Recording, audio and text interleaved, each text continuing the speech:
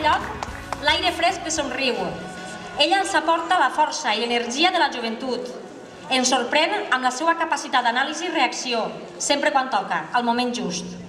De paciència infinita, estudiant, activista social, defensora dels drets lingüístics, abanderada de la igualtat de gènere, amant dels animals, mestra de l'escoleta del grup de danses Les Moreres, la joia del col·lectiu, la candidata més jove de la llista, el futur de Somriu i de Riola. Amb tots vosaltres, Laia Santamaria Rincón.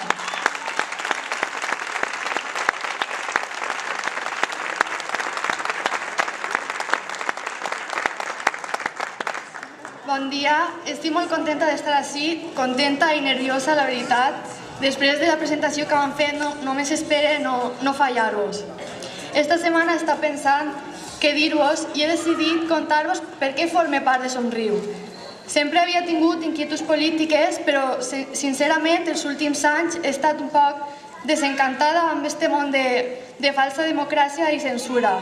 Sense anar més lluny, fa 3 dies es va aprovar la llei Mordassa que amenaça els drets fonamentals de manifestació i llibertat. Però pense que el desencant no porta cap solució, que hem de fer alguna cosa, no ens podem quedar parats. Ara és el moment d'actuar, de moure'ns, de ser inconformistes i tossuts. Soc jove però conscienciada i amb ganes de canviar les coses. Ara tinc l'oportunitat de posar el meu humil graner d'arena al meu poble, a Riola. Intentaré aportar el màxim possible per a un futur millor, per a sentir-me més orgullosa encara de ser de Riola. Lluitaré per un poble viu, participatiu i benestant, per un poble amb joves amb expectatives, amb uns ideals de lluita combatius, perquè hem de construir un futur.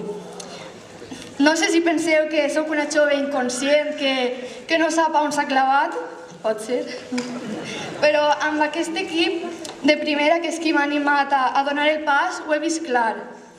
He vist moltes gotes d'aigua, totes diferents, totes necessàries, i les he vistes avançant en la mateixa direcció, formant un riu ben cabalós. I jo puc dir-me'n orgullós avui que he volgut ser una d'aquestes gotes. En definitiva, que som un riu. Moltes gràcies.